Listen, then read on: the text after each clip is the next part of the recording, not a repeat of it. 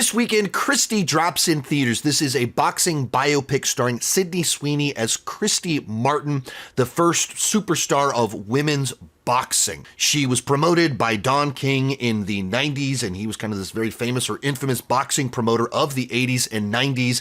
She was on the cover of Sports Illustrated. She was actually on the undercard of the infamous Mike Tyson-Evander Holyfield fight. But as much as she did all these incredible things as a boxer, the part of the story that's really interesting and compelling is actually her personal life, which was absolutely insane to the degree that in the last 30 minutes, there was so many parts where I was like, did this really happen? Like, this was only 15 years ago. How did I miss that something this insane happened? That's kind of what makes the movie interesting. The first half of it is an enjoyable enough sports biopic that if you like the genre, you'll like it. But as it goes along, it gets better and more compelling as you get very invested in this person that had a very complicated life with a truly insane husband. Sweeney gives a transformative performance here. Obviously, she gets lots of headlines these days because she's very attractive, and this movie has to kind of make her look like this boxer that isn't concerned with any of that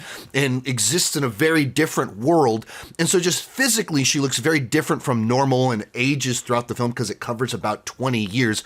But also she's playing this very emotionally complex character. So she can't lean into the charm, the humor. She's playing a very abrasive person in a very difficult circumstance that you still have to root for. And she's able to kind of find that in the movie and show that she really can act and transform into a different person.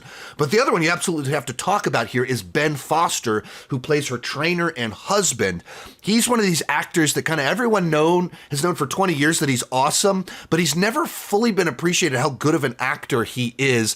And he just plays this absolute manipulative creep in the movie that can win over people and play like he's the nice, supportive person while actually being a monster on the inside. He's great in the movie as well. So if you like sports biopics, in particular ones that dive into the just depravity of people's personal lives sometime, very compelling film, really enjoyed it. And my wife and I literally were holding hands the whole last 45 minutes of the film as it gets really intense. You're like, what on earth is going to happen here?